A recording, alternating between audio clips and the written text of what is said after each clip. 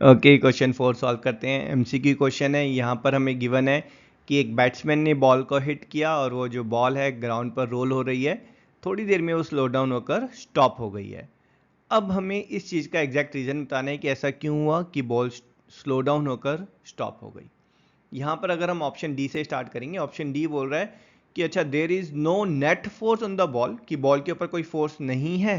अगर फोर्स नहीं है तो बॉल जो है वो अपने आप रुक जाएगी।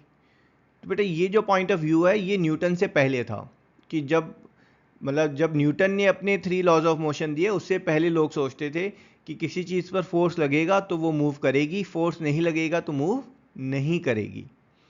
फिर किसी ने पूछा कि अच्छा बताओ, फिर अर्थ कैसे मूव कर रही है, अर्थ पे कौन फोर्स लगा रहा है। देन दे सेड कि नहीं नहीं, ये तो गॉड ऑफ हैंड है, हैंड ऑफ गॉड है।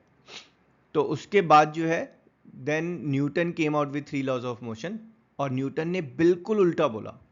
न्यूटन ने बोला कि अगर किसी ऑब्जेक्ट के ऊपर कोई फोर्स नहीं लगेगा, then the object will maintain its motion.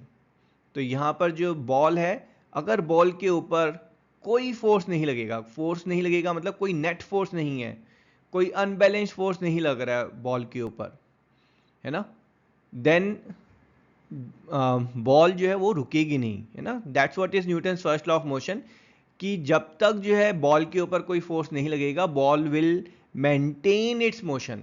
अगर वो 10 मीटर पर सेकेंड से मूव कर रही है तो उसी से मूव करती रहेगी। एग्जाम्पल, अगर ये बॉल जो है स्पेस में हिट की गई होती, तो बॉल के ऊपर कोई फोर्स नहीं लगता, वो इटर्निटी तक जो है वो 10 मीटर पर सेकेंड से मूव करती रहती। बट यहाँ पर जो है, मतलब पहला तो ये तो क्लियर है कि भाई ऑप्शन डी जो है वो हमारा इनकरेक्ट आंसर है। और यहाँ पर ये बात भी क्लियर है कि बॉल जो है वो अगर रुकी है तो डेफिनेटली जो है उसके ऊपर कोई फोर्स लगा है ना, कोई opposing force which is stopping the ball. ठीक है, तो यहाँ पर ये बात क्लियर है कि जो ऑप्शन सी है वो हमारा करेक्ट आंसर है, that is there is a force on the ball opposing the motion. Force नहीं होगा तो वो इटर्निटी तक मूव करती रहती। और यहाँ पर इस पर्टिकुलर केस में वो फोर्स कौन सा है, हाँ जी, वो फोर्स हमारा है आपका frictional force, friction between the ball and the ground, and friction between and air resistance you can say, है ना।